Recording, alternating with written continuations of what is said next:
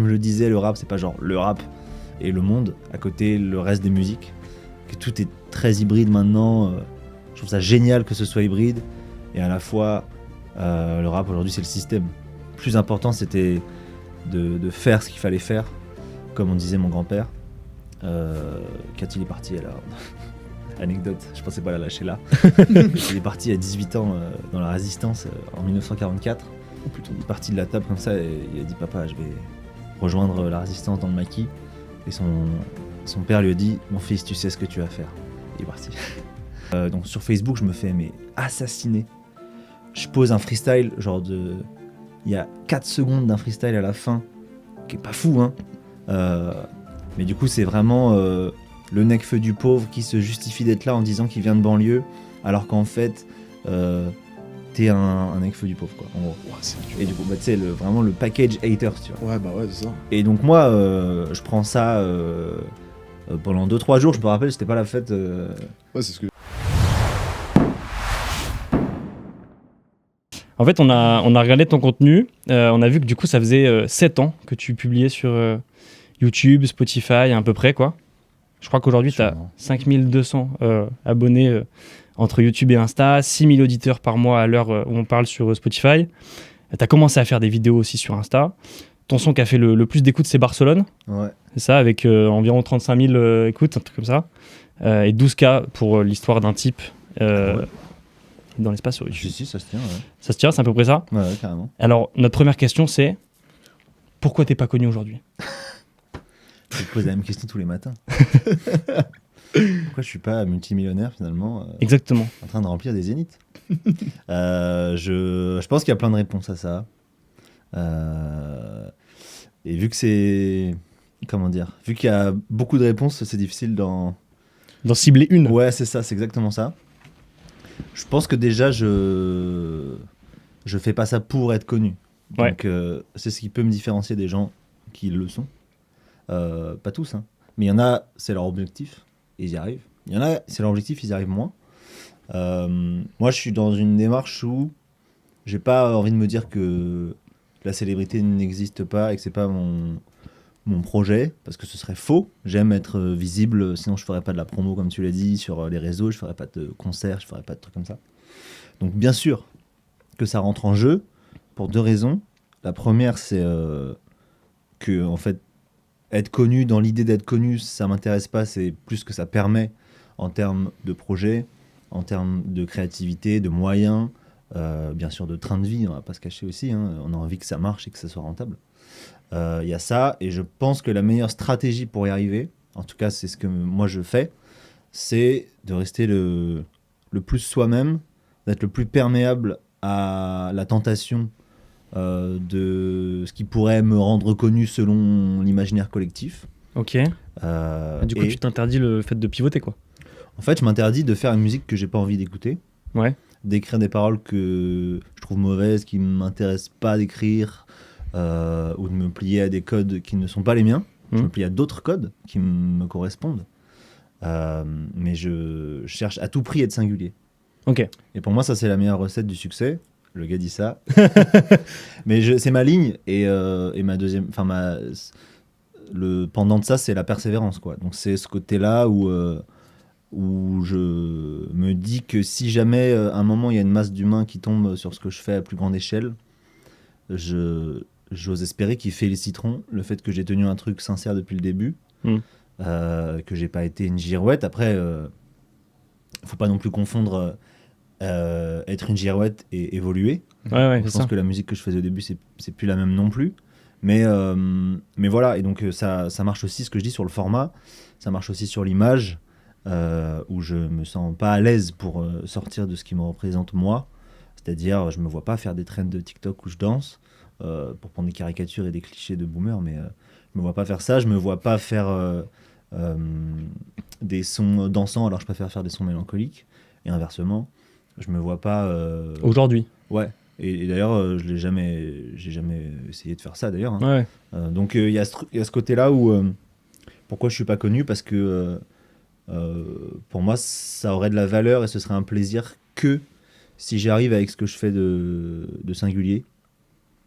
Et pas si je fais les choses parce que finalement, c'est le meilleur moyen derrière pour faire un burn-out et devenir une rockstar triste, quoi. Quand on t'a posé la question, on s'est dit, il y a plusieurs solutions, il y a plusieurs réponses.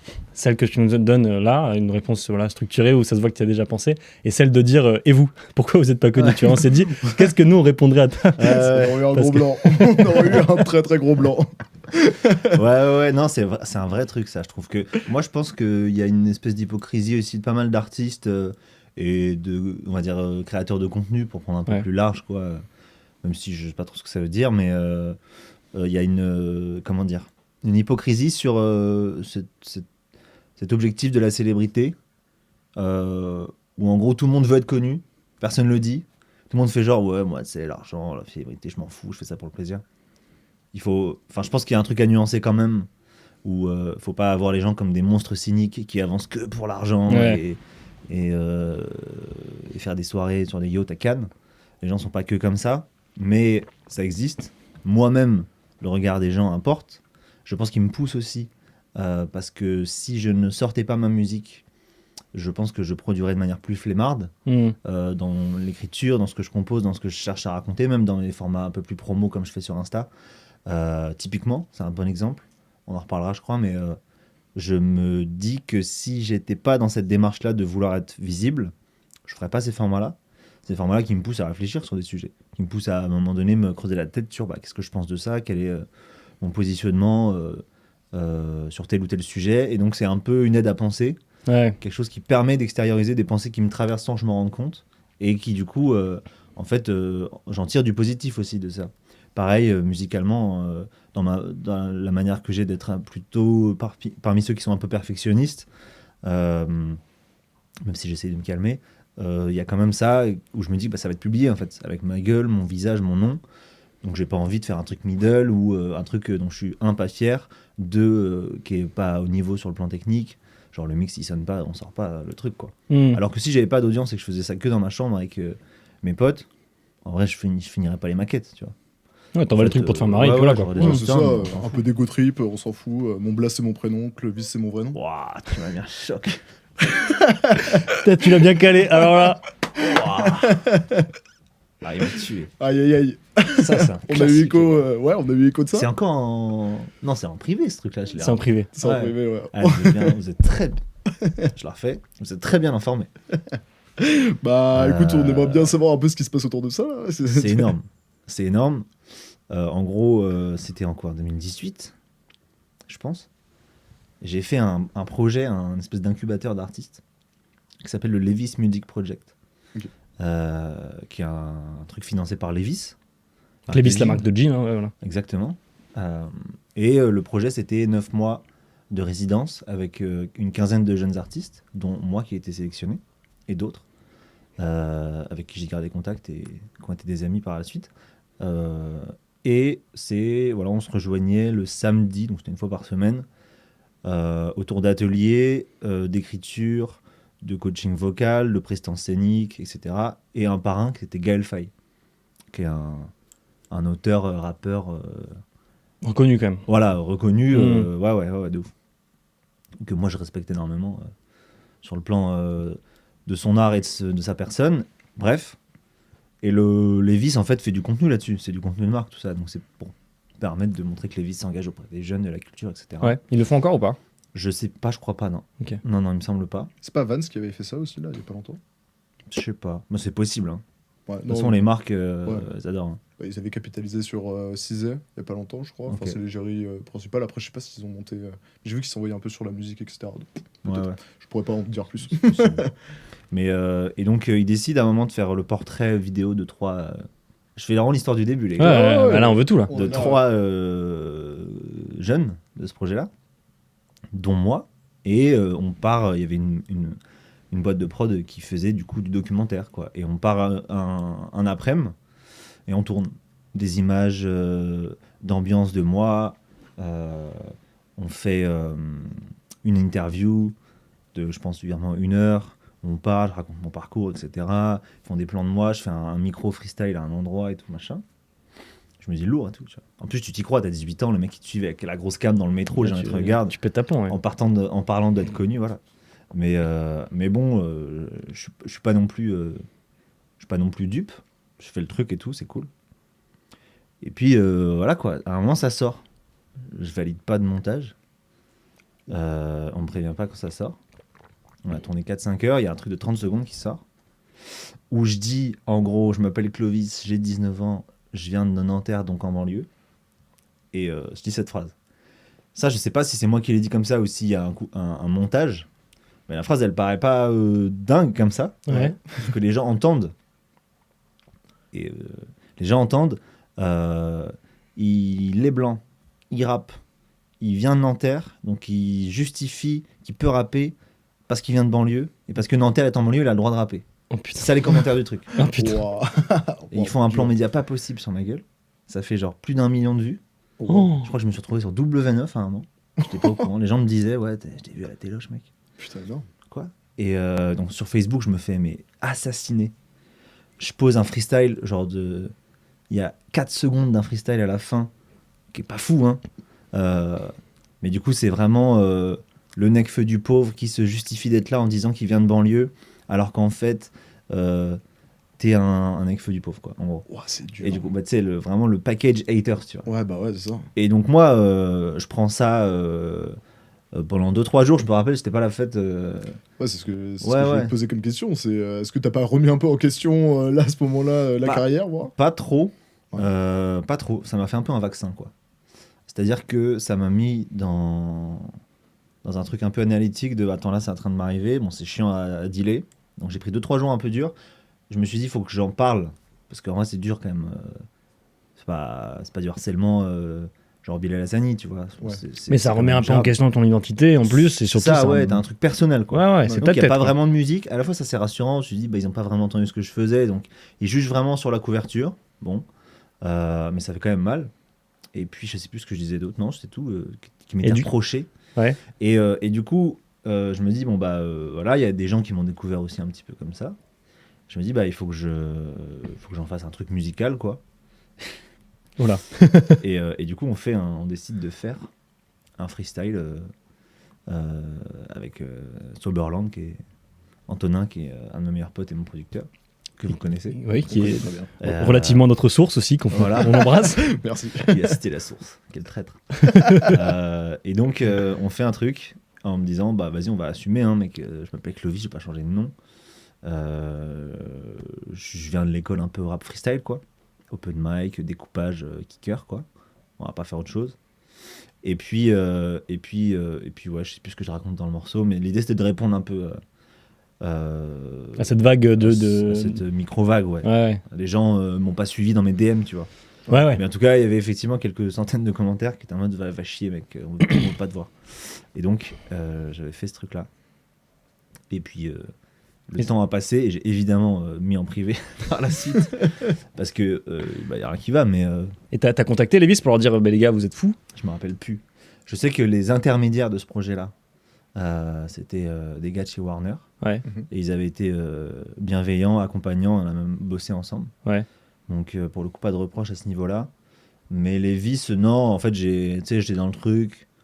J'avais une marge de manœuvre pas énorme pour aller me plaindre non plus. Tu vois, j'étais quand même assez reconnaissant de traîner avec Gaël Faye, ils m'avaient offert du matos, des sapes et tout. Ils m'ont un peu acheté.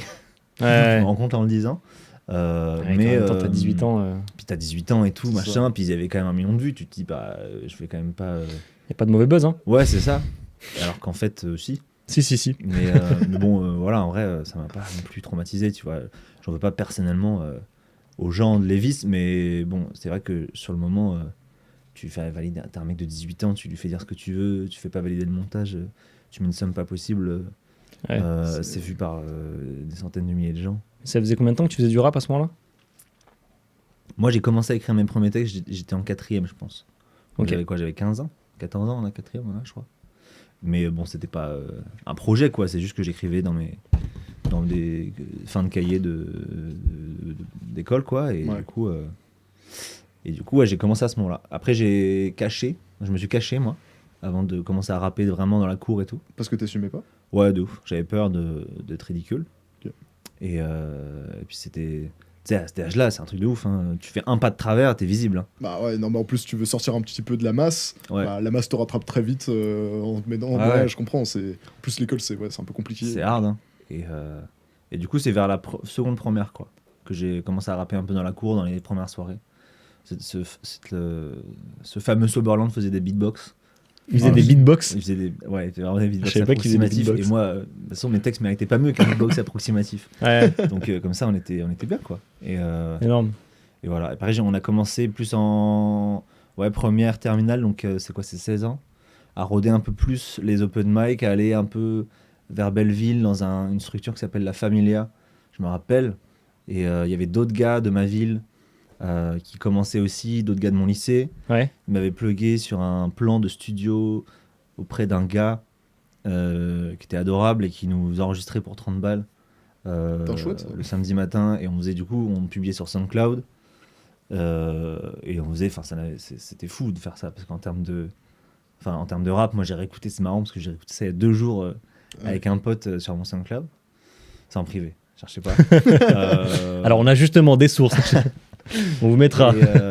Et putain, genre en vrai, je suis hyper mignon quoi. C'est-à-dire que c'est Ouais. pas du tout moi pour le coup en termes de singularité. On sent qu'il y a quand même une volonté d'être soi. Mhm. Donc je suis pas totalement dans la caricature, mais bon, c'est normal, j'avais pas digéré du tout les inspirations que j'avais à l'époque. C'est te conformer un peu. Et aux puis autres. ouais, il y avait un truc aussi c'était du sport à l'époque le rap. Il n'y avait pas de démarche. Artistique. Ouais, je crois, si, toujours bien sûr, mais moi je le voyais comme une discipline, comme un sport. Et d'ailleurs c'est le cas de beaucoup de rappeurs et tout. Et donc moi je pratiquais, donc il fallait être technique, il fallait faire le jeu de mots drôle. Et du coup ça t'amène à dire des choses qu'en vrai que tu n'avais pas ressenti ou tu n'avais pas imaginé comme tel, mais voilà, c'était un peu de la joute. Ouais. Et on faisait des feats, et c'était qui agrée qui, machin. Bah, comme à la grande époque des RC, quoi. Enfin, Ouf. du rap contenders, Ouais. comme on a pu. Moi, j'étais quand même pas mal biberonné à ça. Bien sûr, malade. avec Wojtek. Wojtek, mec. Ouais, Que des Jesse mecs. Baz, Wojtek- c'est ça, Woj- Jesse Baz, Wojtek qui pop-up dans la nouvelle école sur Netflix. tu vois. Ouais, bah oui, Ouais. mais il y en a eu des légendes dans le RC, hein, mais même des moments, regarde, des clap, c'est les Ah, mes boules. Ça, c'est des trucs, c'est légendaire. Hein. Et c'est vrai que par contre, l'art de la punchline à l'époque, c'était beaucoup plus mis en avant, en vrai qu'aujourd'hui. Là, Ouais. c'est vrai Ouf. que- Après, on y reviendra On sur en va- l'évolution. on On va- y reviendra, ouais. on y reviendra. Petite question, juste avant de voir avec ces petites questions-là. Pour ceux qui ne te connaissent pas, c'est qui Clovis? Déjà, il y en a beaucoup, parce qu'on l'a dit avant que je n'étais pas connu. Justement, j'ai fait exprès. C'est qui Clovis Bonne question. Très bonne question. Je n'ai pas une réponse toute faite pour le coup. Ça dépend vis-à-vis de qui déjà. C'est-à-dire que Soberland ne vous répondra pas la même chose que ma mère et ma copine et n'importe qui d'autre. J'espère. Ouais. J'espère, c'est bon. Donc, non, je crois que je suis juste un type qu'on a posé là comme tous les autres types autour de moi et toutes les autres filles autour de moi. Je suis là, j'essaye de me dépatouiller avec des trucs qui me traversent, j'essaye un peu de les rendre à ma manière, avec la forme qui est la mienne. Donc ça peut être de la musique, ça peut être aussi d'autres choses, mais et je navigue un peu avec le goût de l'aventure, de l'humilité et une détermination quand même. Donc ouais, et puis moi je suis quand même assez caractérisé par le doute comme mec. C'est-à-dire que mon moteur c'est vraiment le doute quoi. Donc j'ai une capacité folle à douter de moi et du monde en général. Donc je pense que ça me définit assez bien. Et musicalement, comment tu t'en sers, ça? Musicalement, je m'en sers. Je pense que dans mes textes, ça se ressent un petit peu. C'est des questionnements sur le monde. C'est un rapport entre l'intime et l'extérieur. Je dis toujours cette espèce de chronique sociale, mais entre la chronique sociale et le journal poétique, quoi. Tu vois, le journal intime. Ouais. Donc il y a ce truc-là, une écriture socio-poétique, on va dire. Un peu comme du Orelsan dans ses débuts, quoi. Ouais, il y a si un je peu de peux- ça. Alors moi, j'ai pas le côté trash pour le coup, mais. Oui, pardon. Sans le côté Orelsan, trash. ouais. Non, mais tu vois, je pense De fou. à des titres très puissants qui sont trash, mais genre suicide social. Ouais, non. Ça, Ouais. c'est. Énorme classique, suicide social, que j'ai poncé comme beaucoup de morceaux d'Orelsan. Moi, il m'a mis une gifle. Ouais, Quand- je pense que je l'ai écouté la première fois quand j'avais, je sais pas, genre 14 ou 15 ans. Je me suis dit, je suis trop jeune pour Ouais, écouter ouais. ça. Ah, moi, j'ai jamais été au Orelsan, j'avoue. Ah ouais. Ah, Écoute, je t'avoue. c'est les débuts. Faut écouter les débuts. Non, mais je sais que. Non, mais après, vas-y, l'artiste, y a rien à dire. C'est juste mon style, tu vois. Alors que moi, j'ai toujours été un énorme fan de This Is. À l'époque, genre, tu sais, à l'époque de Rap Machine, des trucs comme ça. J'étais à fond là-dedans. This Is. This Is, Orelsan, moi, j'ai la peur de l'échec d'Orelsan. Fou. Quel morceau de dingue. Et pour le coup, ouais, je pense que ça a participé à mes influences musicales, ça. Et donc, ouais, ce rapport un peu questionnant vis-à-vis de la ville, des gens, des comportements des humains, où j'essaye je crois, de pas mettre de morale dans ce que j'écris. Et c'est pour ça que le doute me caractérise bien, c'est que je suis un peu un témoin, quoi. Je vais un peu décrire ce que je vois, ce que je ressens, sans me dire ça c'est bien, ça c'est pas bien. Ce qui me différencie un peu d'Orelsan parfois, je pense, notamment Suicide Social. Ouais, mais grave. bon, en vrai, j'aurais pu écrire la chanson, j'aurais bien aimé. Mais en vrai, oui, non, il y a ce truc-là où comment dire, ouais, mon moteur, c'est vraiment de sortir dans la rue et de regarder des trucs, des situations, c'est pas angoissant de vivre dans le doute? Moi, je suis pas quelqu'un qui est très anxieux. Je parle des angoisses comme tout le monde, mais je suis pas quelqu'un qui est anxieux au sens médical du terme. Je sais que c'est le cas de beaucoup d'artistes aussi. C'est angoissant, si ça a son lot d'angoisse, bien sûr, ouais. Mais je crois pas que ce soit pesant. Tu vois, je pense que c'est important d'être angoissé. Je pense que c'est même pas normal de pas être angoissé, tu vois, dans le monde dans lequel on est.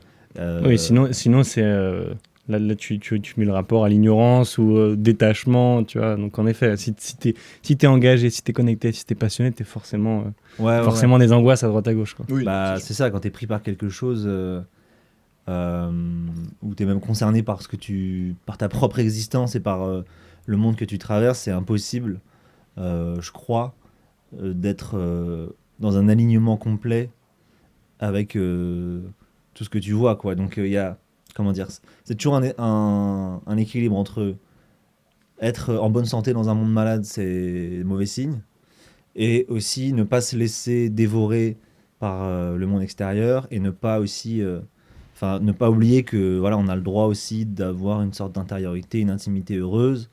Je pense aux gens qui font de la méditation, tu vois, et tous ces trucs-là, dans des démarches en gros d'apaisement, mais sans être aveugle non plus, quoi. Et ça, je pense que c'est un chemin, quoi. Il n'y a pas de finalité vraiment, mais c'est juste la trajectoire du truc qui fait que voilà, c'est possible de se démerder ou pas avec ses angoisses, quoi. Ouais, c'est ça. Oui, vas-y. Non, justement, je voulais te poser une question. Bah là, du coup, un peu plus terre à terre, justement, pour en revenir un peu sur ton parcours.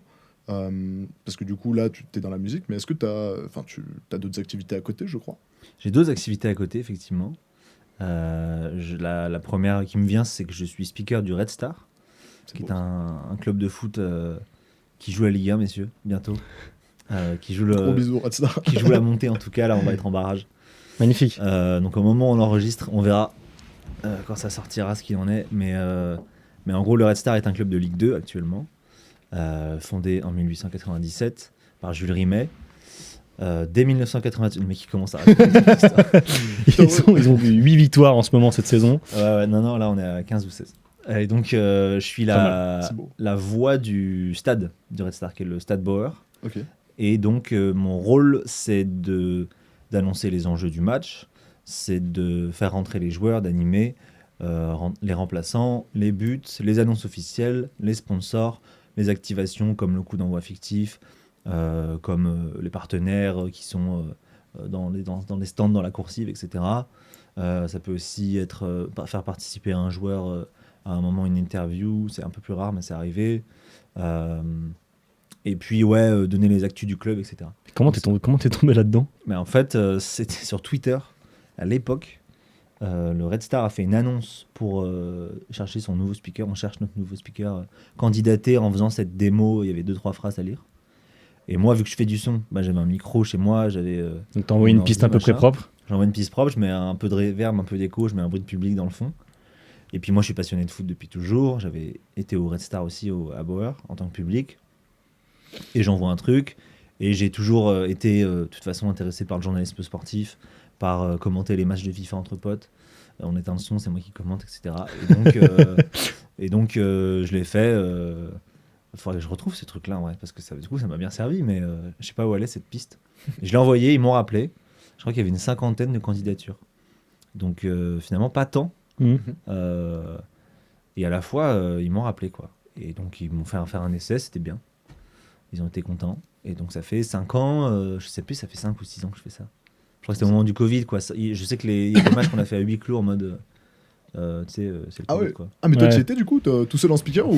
Ah putain, En énorme. fait, c'est obligatoire. Ah, c'est obligatoire d'avoir un Ouais, speaker. pour des mesures de sécurité, notamment s'il y a des interruptions. Ouais. Et puis surtout, ouais, pour des raisons de sécurité, s'il faut évacuer, etc. C'est moi qui donne les directives de la ligue. Donc j'ai des trucs, pour le coup, préécrits. Tout ce que je fais est écrit par moi. Pas au moment où je suis arrivé, mais maintenant c'est le cas. Et les messages de la ligue, pour le coup, c'est du préécrit. C'est Ouais, des notions de mesdames, sécurité. messieurs, nous. Enfin, je sais pas en tête parce qu'on les dit rarement, mais ça m'est arrivé. Il y a des interruptions de match qui ont eu lieu où tu te retrouves en cellule de crise avec les présidents des clubs, le délégué de la ligue. Genre bagarre ou des trucs comme ça ou, Non, genre fumigène sur le terrain. Ah ouais, ou envahissement, ou des Ouais, trucs comme ça. ouais, Ouais. Oh, Du bah, coup, interruption. Et Et donc là, tu dois prendre Ouais, une décision vite et toi 2 prendre la fois. parole. Et... c'est-à-dire que moi, je suis évidemment que la voix, c'est pas moi qui prends la décision, mais je dois être là au plus près du truc pour l'annoncer. Et donc, il y avait une fois, on avait interrompu définitivement. Donc là, c'était un peu chaud, fallait annoncer quoi. Faut Le du match ne va pas reprendre. Oh, wow. Et ça, c'était hilarant. Et j'aurais peut-être pas dire ça, mais en vrai, pas de conséquences. Et une autre fois où le match avait repris. Et du coup, ouais, il y avait le plaisir de dire mesdames, messieurs, votre attention, s'il vous plaît, le match va reprendre. Parce qu'ils s'étaient fâchés contre le diffuseur, je crois, ils jetaient des balles de tennis sur le terrain. C'est Et, énorme. Et parce ouais. que ouais, j'ai déjà vu des speakers, tu sais, ils sont dans leur petite Cabine. Ouais, petite Ouais, cabine. ouais. Mm. C'est énorme, ils ont une sorte de piano pour. Oui, de fou. Ça se fait beaucoup aux States. Ouais, j'ai vu. Ouais. Ouais. Ouais, ça, les envois, en vrai, c'est grave stylé, vraiment. Moi, je suis c'est- sur la pelouse pour le coup. Ah ouais, ah, mais Ouais, oui, je suis oui, bord oui. terrain, moi. Ce qui est excellent. Ouais, c'est encore mieux. C'est dingue. Bah, déjà, tu vois mieux le match. Déjà, je vois très bien le match. Enfin, les joueurs. Parfois, tu peux donner la balle quand il y a touche, c'est excellent. Et non, je suis bord terrain. Mais en fait, je vois moins bien que quand je suis arrivé au club où j'étais sur une passerelle en hauteur. Ouais, Pour le coup, là, t'as une vision, t'as l'impression d'être. Enfin, t'as la meilleure vision du stade. ouais, t'es Mieux vision que FIFA, les genre. journalistes, mieux que tout le monde. Ok. Et là, bord terrain, quand ça joue côté opposé, parfois ça écrase un peu, tu sais, c'est un peu.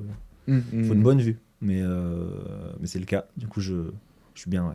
Bon, bah, trop cool. Ouais, excellent. Est-ce que Max, t'as une question ou est-ce qu'on passe à la boîte à questions?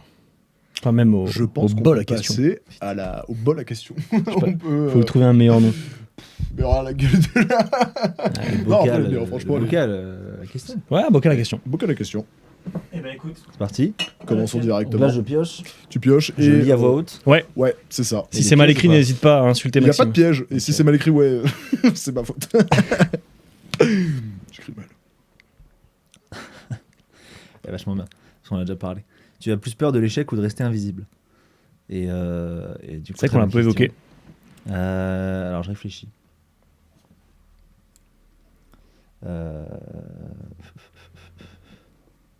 Ça dépend ce que vous sous-entendez par échec, quoi, finalement. Parce que dans ce qu'on a dit, est-ce que l'échec, du coup, ce serait pas de rester invisible? Moi, je le vois pas comme ça. Parce que de toute façon, je continuerai toujours à faire du son. Pour moi ou même pour d'autres. Et donc, l'échec serait peut-être de monter, de ensuite baisser. On pourrait voir ça comme ça. Ou d'arrêter la musique. D'arrêter Ouais. la musique. Non, je le verrais pas comme un échec, ça. Ok. Parce que si je le fais, c'est que je décide que c'est le moment d'arrêter la musique, quoi. Y a pas Je un- vois pas ça comme un truc de je fais de la musique et si ça perce pas un jour j'abandonne. Moi je fais de la musique, si ça prend tant mieux, si ça prend pas je continue et si j'arrête c'est parce que j'ai plus envie d'en faire. Mais je veux dire, il n'y a pas un truc où si un jour ton environnement te pressurise à tel point que tu n'as plus le temps d'en faire, Ouais. ça sera un échec. Tu vois, est-ce que je veux dire ne pas te donner les conditions pour créer ou que ton environnement. Ça je pense que c'est un échec. Ouais. Ouais. Ouais, ouais. Ouais, je pense un truc de force. Je sais pas, t'as une famille, etc. Tu dois t'occuper, t'as pas le matos. Enfin, Ouais. ça pourrait l'être, ouais. Bah, je pense qu'il y a un moment donné si tu choisis de faire une famille c'est aussi parce que tu décides de mettre aussi la création peut-être à un second plan. Mhm. En tout cas là, pendant un moment. Et ça c'est honorable mais pour le coup faut que ce soit un choix. Donc dans cette dynamique là c'est pas un échec pour moi. Ouais. Moi, aujourd'hui, c'est pas mon cas. Je Mhm. veux pas faire de famille maintenant. Oui, non, oui. Mais. Parce que, non, mais, ou alors on peut prendre l'échec un peu autrement. Ce serait, tu l'as dit au début, toi, la façon dont tu fais de la musique, c'est notamment être authentique et vraiment rester toi-même. Ouais. Peut-être, justement, ce serait commencer à faire des choses du coup, qui s'éloigneraient de ta personnalité, etc. Mais bon, du coup, Ouais. ce serait un peu chelou de s'envoyer une sorte Ouais, d'autosuicide. je pense que la tentation n'existe pas pour moi là-dessus. Et donc, je pense que oui, ce serait un échec de me plier à quelque chose qui me correspond pas, c'est vrai. Et en plus, là, souvent, la barrière est quand même relativement fine, quoi. C'est un peu dur. Enfin, en tout cas, parce que là, je compare un peu à ce qu'on vit nous, même si c'est pas le même degré d'engagement, ni évidemment le même art, si on peut appeler le podcast un art. Oui, Bon. c'est pas du tout la. Quand nous, on a fait des épisodes où il y avait des séquences qui... voilà, en fait, qui ont très bien marché, mais qui représentaient pas forcément ce qu'on voulait véhiculer comme valeur ou comme fond, etc. Ou même, en fait, c'est un extrait qui fonctionne, mais en fait, c'est l'extrait où il se passe pas grand-chose dans le fond, Ouais. alors que dans tout le reste de l'épisode, c'était hyper intéressant et le mec était top. Donc, tu vois, t'es un peu en train de te dire, ok, ça a fonctionné, mais on voulait pas que ça fonctionne celui-là, en fait. Tu vois. Ouais, ouais. C'était un peu bizarre comme Ouais. sensation. Ça, en je fait. pense qu'il faut l'accepter. Ouais. Ouais, oui, au final, oui. Moi, tu me parlais de mon morceau le plus écouté aujourd'hui. Je le trouve qu'il a rien ce morceau, tu vois. Ouais. Enfin, il a pas rien, mais genre c'est pas du tout celui que j'ai envie de montrer en premier. Mhm. Mais bon, vas-y, en vrai, je l'ai fait. Pour le coup, j'ai été fidèle à ma démarche. Ouais. Donc, j'ai pas honte à ce qu'il soit écouté. Juste, il est vieux, il représente moins ce que j'ai envie de faire aujourd'hui, mais vas-y. Ça, c'est le luxe du coup de faire un truc qui nous correspond tout le temps, Ouais. sans entrave à 100%. C'est que c'est un truc qui pète et qui en tout cas est plus visible que le reste. Tu vois, là j'ai une vidéo pareille sur Insta, elle a fait des vues. Mhm. En vrai, probablement que les gens ils voient que ça de moi. Moi ça me va, parce que la vidéo elle est sincère, elle correspond à ce que je pense. J'en suis content quoi. Et effectivement, parfois il y en a une que je voudrais mettre plus en avant, mais elle prend pas. Bon bah c'est pas grave, tu vois. Il y a un truc un peu de se dire, de toute façon, c'est pas toi qui choisis ce qui marche. Ouais, c'est ça au final, en fait. Donc c'est pour ça que faire ce qu'il faut pour que ça marche, c'est important. Mais faire les choses pour qu'elles marchent, c'est le piège, quoi. Mhm. Et du coup, se détacher de cette emprise de la vue et du like pour... de toute façon, en fait, tu contrôles pas. Et le nombre de gens qui, eux, pour le coup, sont connus, comme vous dites, et qui, en fait, te disent, on a fait ça, et en fait, on savait pas, mais maintenant, on est hyper connus parce que on s'y attendait pas. On a fait un morceau en 2 heures, c'est un tube mondial. Ouais. Tu vois, finalement... Ouais, ça arrive plein de fois. Il y a plein d'exemples comme ça où les mecs, en 10 minutes, ils arrivent à faire un son alors que. Bon, ouais, je choisis pas, quoi. ouais, c'est ça. C'est ça. Bah écoute, On est reparti. on te laisse repiocher tranquille. Un peu. Je sais pas combien on va en faire, parce que si on les fait toutes... Ça peut être un peu long. Ouais, je suis bavard, moi. Faut me couper. Hein. Tu fais encore de la musique par passion ou par nécessité. Et ben, je pense que faire ce qui me passionne est essentiel pour moi, quoi. Donc, les deux. Pas par nécessité financière, c'est sûr. Mais par nécessité, c'est nécessité qui est écrit, on est d'accord. Oui, nécessité, oui. Mais qui Oui, part, non, pas mais le j'écris très mal. Vraiment. Non, mais je suis pire, donc t'inquiète. Par passion, c'est sûr. Ok. Même si parfois j'ai pas envie de faire de musique, ça me barbe. Donc il faut quand même avoir une petite discipline. En disant, bah voilà, on va aller faire du son parce que. Faut travailler, quoi. Ouais, parce que si tu ça fais les marche, choses ça que marche. quand t'as envie de les faire, en vrai, c'est un coup à passer tes journées en terrasse, quoi. Et par nécessité aussi, parce que finalement, je pense que je suis pas capable de vivre sans un terrain d'expression artistique, en tout cas à long terme. Et je suis pas capable de me sentir dans mes pompes si je vide pas mon sac à un moment sur un truc, si je laisse pas exprimer. Ça se ressent dans ma musique, mais moi j'ai une grande mélancolie, donc si je laisse pas exprimer ce truc-là, quand je m'éloigne d'une forme de création quelle qu'elle soit, pendant un moment, je vois bien que je me dis mais tiens, mais pourquoi je suis sur Terre en fait, ça n'a aucun sens. Mhm. Donc c'est un peu un truc de nécessité, ouais. Ok. Très intéressant. Voilà. Je pose la question maintenant parce que je sais pas si ça sera si le hasard va faire que tu piocheras la question, mais parce qu'on en parle en fait là un peu en sous-couche depuis tout à l'heure, mais en fait moi ça m'intéresse de savoir comment est-ce que, enfin déjà quel sacrifice c'est de faire de la musique aujourd'hui comme tu le fais, avec donc ton taf de speaker. Je crois que tu as un J'ai autre... un job alimentaire. Ouais, on n'a pas fini sur mes activités, mais j'ai un job alimentaire le matin. Ok, donc tu bosses le matin, Ouais. t'es speaker, et en plus, du coup, tu fais ta musique, et l'objectif, j'imagine, ce serait de faire 100% la musique, peut-être le Ouais. speaker qui est sympa aussi, Ouais. à garder, mais en tout cas, de vivre de ça, quoi. Ouais. Donc aujourd'hui, tu vois, c'est quel sacrifice tu dois faire dans ta vie pour mener ce train de vie, je vais dire, d'artiste, tu vois. Ouais. Bah, sacrifice, c'est encore une réponse à double réponse. Il est à la fois énorme et inexistant. C'est-à-dire qu'il y a un sacrifice évidemment matériel. Moi, j'ai pas fait d'études, j'ai eu le bac, après j'ai arrêté parce que je voulais faire du son, parce que de toute façon, les études, j'étais pas mauvais et j'étais même plutôt un bon élève en soi, mais c'était hors de question que je foute les pieds dans un amphithéâtre et que parce que de toute façon, je travaillais pas, donc Et ça, tes parents t'ont suivi là-dessus? Ouais, je les ai convaincus. Je les ai convaincus et donc quand j'ai perdu le fil de ma pensée.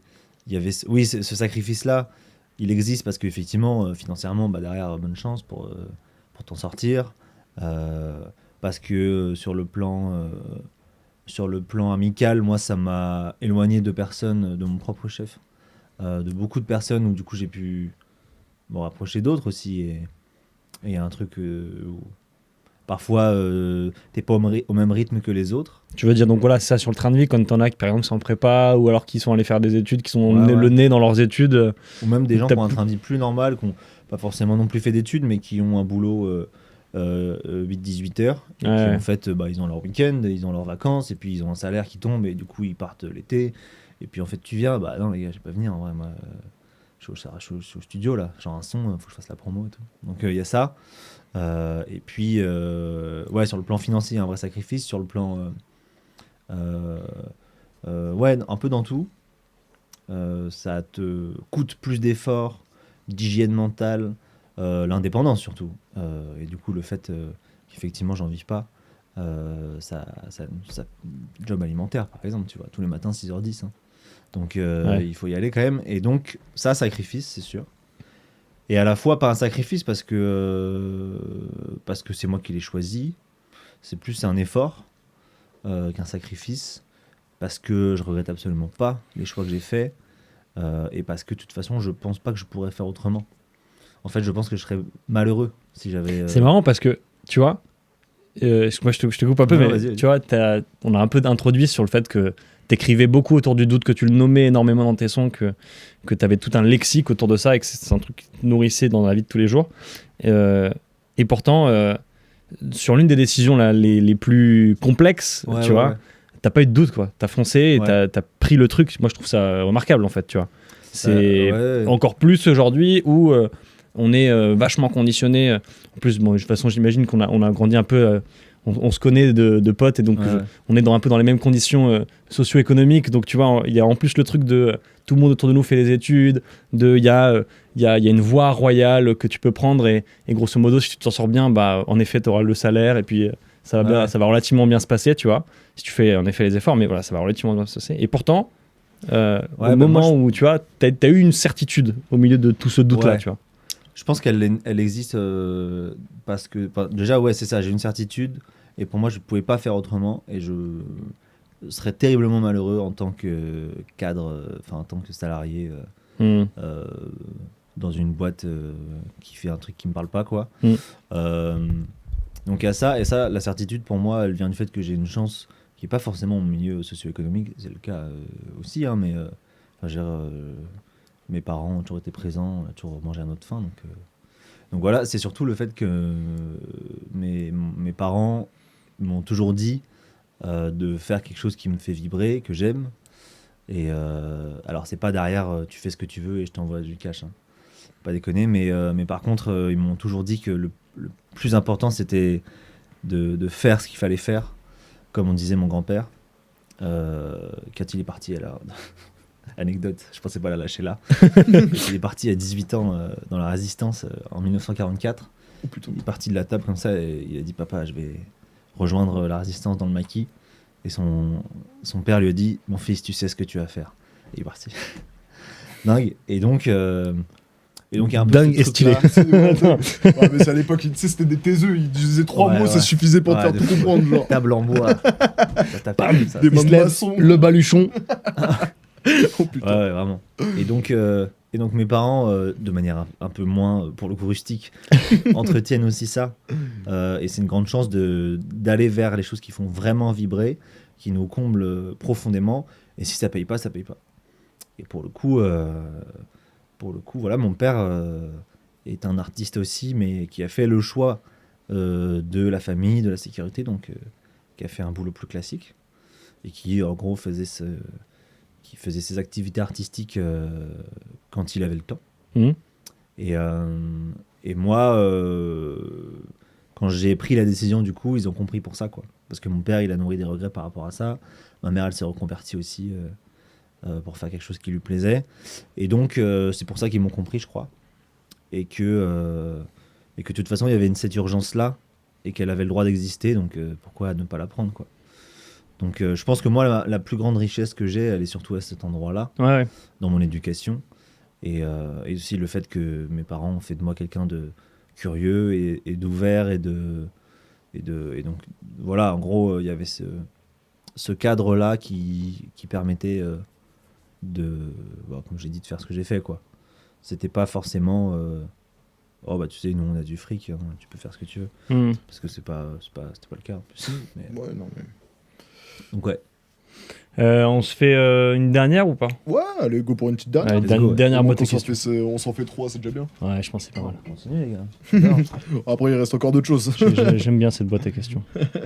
À quel moment tu as compris que le talent ne suffisait pas? Ou alors, est-ce que le talent même suffit? Ouais, tu peux. Ouais, non, le talent suffit pas.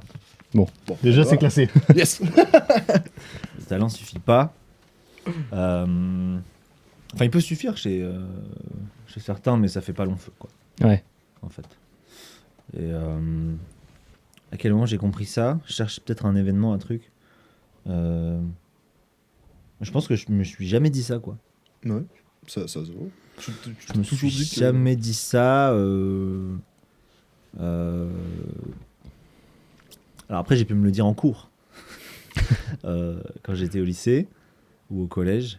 Moi, j'avais un peu de talent, moi, en cours. Genre, je pouvais ne pas bosser et j'avais 14 ans. Des facilités. Donc, j'étais pas à top 5, mais je pouvais être dans le top 15 en faisant les devoirs dans le bus, quoi. En vrai. Donc ça, je me suis toujours dit que si j'avais vraiment tryhard, j'avais pas du tout envie de le faire, j'ai pas, encore une fois pas de regret, mais j'aurais pu être meilleur élève dans ma discipline artistique et dans ma vie. En fait, à partir du moment où j'ai commencé à faire un truc que j'aimais, c'est ça qui me permettait d'avoir la rigueur, la discipline et le travail. Et du coup, me dire que... Enfin, en fait, ce que je ne faisais pas dans mon travail d'étudiant, quoi, c'est parce que j'avais pas envie de le faire, que ça ne m'intéressait pas, et que du coup, je faisais le strict minimum, et qu'avec mon talent, je me sauvais, quoi. Ouais, Mmh. C'est comme... j'ai fait une année, du coup, de licence, j'ai eu 10,01, je crois. J'avais déjà décidé que j'allais arrêter. Et je m'étais dit, vas-y, je vais quand même la valider, parce que de toute façon, je vais finir l'année. Donc j'ai bossé 2 semaines et j'ai eu 10,01 ou 0,6, je sais plus. Donc Ah, ça. vraiment, le mec, il est insupportable, quoi. Moi, t'es parti en guerrier. Je suis parti en T'avais légende. la moyenne, tu. C'est comme ça. Et pour le coup, dans la musique, vu que ça me plaît, en fait, et vu que... Et qu'en plus, il n'y a pas le cadre pour me rattraper. Le cadre académique, il te rattrape, en vrai. Tu te démerdes, tu te dis, bon, bah, le DS, il est, je sais pas, le 12 mars, on est le 3, vas-y, je vais ouvrir un cahier. Dans la musique, dans l'indépendance, c'est moi qui décide des dates de sortie de mes sons, c'est moi qui décide ce qu'on va faire comme contenu promotionnel, c'est moi qui décide ce que je vais raconter, c'est moi qui décide avec quel ingé son, quel graphiste, comment on va budgétiser, quel dossier de subvention. Mec, si tu te reposes sur le talent, tu fais rien, quoi. Donc tu dirais que c'est plus la. En fait, il faut du talent, de la rigueur. Du coup, forcément, t'es obligé d'avoir du temps. C'est ça, travail, talent, temps, chance. Ah ouais. Qu'est-ce qui manque là? Il manque travail, je pense que ça dépend des jours. Tu peux toujours plus travailler, mais après, je pense que c'est important aussi de pas rentrer dans cette matrice Je vais répondre à ta question. Ouais. De pas rentrer dans cette matrice de work harder, tu vois, un peu à l'américaine. Work hard, play hard, où tu fais 8h, 22h juste pour te dire que tu as fait 8h, 22h et que aller raconter derrière que tu es un work addict et que vas-y, ça te rend cool. En vrai, il y a des périodes plus fastes que d'autres. Moi, je suis tempérament travailleur en vrai. J'ai beaucoup de potes qui me disent, mais gars, tu travailles. En fait, c'est toi qui te fixes tes journées de travail, quoi. Qui impulse, etc. C'est ça le plus dur, c'est la charge mentale aussi. Mais je rechigne pas à travailler, mais il y a des moments où je travaille pas. Genre, il y a des moments, il y a des après-midi, je travaille pas, quoi. Donc tu fais aussi avec la motivation, genre. Y a Bah, des la jours- motivation, parfois, elle disparaît, ouais. C'est là que c'est important de réenclencher la raison pour laquelle tu fais les choses, la discipline aussi, la rigueur, se faire un peu souffrir, quoi. Et t'avais parlé du facteur chance. Le facteur chance. Tu mets Je combien pense de pourcents est-ce qu'il manque à l'échelle de... pour reprendre le logiciel connu percé riche, oui, il manque, parce que du coup je suis pas une star mondiale, mais je parle second degré là, mais donc à ce niveau-là, ouais, à la fois je pense que c'est pas de la chance si j'en suis pas là, enfin c'est pas de la malchance, pardon, à la fois je pense que j'ai à l'échelle de l'humanité une vie où j'ai de la chance, à n'en pas douter. Enfin, je dirais, on aurait pu aussi naître au Bangladesh et fabriquer des vêtements. Et là, c'est tout de suite moins fun pour faire du Oui, rap. ouais. Et là, bon courage. Quoique tu dois rapper des trucs intéressants ouais, quand même. ouais. je pense, Moi, ouais. ça me. Comment dire? Il y a des gens qui n'ont pas de chance. Mm. Et même dans nos entourages, il y a des gens qui n'ont pas de chance, etc. Dans nos vies parisiennes, quoi. Par contre, il faut toujours remettre en perspective aussi le truc, quoi. C'est-à-dire que moi, je ne considère pas que j'ai moins de chance qu'un autre. Et je me dis pas, ah bah tu vois, je travaille et tout, je me lève, j'ai mon job alimentaire, l'après-midi je fais du studio, j'impulse tout ce que je vous ai raconté juste avant, et ça marche pas, tu te rends compte, j'ai pas de chance. Non, c'est juste que c'est la méthode, c'est la manière dont ça se fait, c'est le moment où ça peut arriver ou ne pas arriver dans les oreilles du public, etc. Et il y a que moi qui suis responsable de tout ça, de tout ce que je fais, des chiffres que je fais, tu vois. Maintenant, bien sûr, il y a des moments où ton truc, on parlait d'une vidéo qui a fait des vues, c'est parce que la vidéo elle a un potentiel viral, tu vois. Ouais. Et que en fait les gens ils accrochent leur attention est accrochée parce que c'est l'objectif du réseau social aujourd'hui, c'est d'accrocher l'attention. Et pourquoi une chanson à un moment elle transperce le cœur des gens, c'est parce que tu l'as fait de telle manière, quoi. Effectivement, tu peux avoir un peu de chance et les événements font que tu crées ce que tu crées au moment où tu le fais, ça marche. Mais finalement, C'est pas un truc que tu contrôles trop, quoi. ouais, c'est ça, ouais, c'est ça. Donc la malchance, j'y crois pas trop. Et la chance, tu la contrôles pas.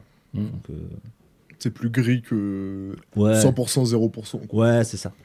Je comprends. On parle un peu culture, il y avait deux, trois... Ouais. Justement, pour revenir un peu sur la musique. Ouais, on voulait revenir un peu sur la musique et avoir un peu tes goûts et tes avis sur à peu près ces 10 dernières années sur l'évolution de la musique parce que moi, tu vois, j'ai écouté beaucoup de rap français, surtout au lycée. Ouais. Donc vraiment du PNL, du Damso, machin. Moi, tu vois, je suis arrivé à Batterie Faible, j'avais 12 ans, j'étais comme ça, waouh, Damso, c'est trop fort.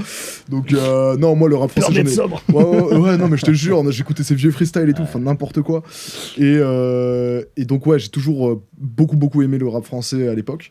Et là, depuis, je dirais, ouais, le Covid, j'ai l'impression que c'est mon avis perso, hein, mais que l'âge d'or, il est passé. Ouais, L'âge d'or du rap, il est passé. Faut que je pondère après, vas-y. Ouais, non, je suis un peu agressif parce Ouais. qu'en réalité, il y a plein d'artistes que j'aime beaucoup. Mais tu vois, par exemple, Indices ne fait plus de rap, il est dans la pop. Tu vois, j'adore DC's, hein, et j'adore ce qu'il fait même dans la pop. Mais il fait plus de rap, il fait de la pop. Et même lui, il a dit, ça me correspond plus, machin. Ouais. Et en réalité, je voulais juste, du coup, avoir ton avis sur, du coup, ces 10 dernières années dans le rap français et dans le Est-ce que c'est paysage est-ce que c'est pas musical. ton âge d'or qui est passé?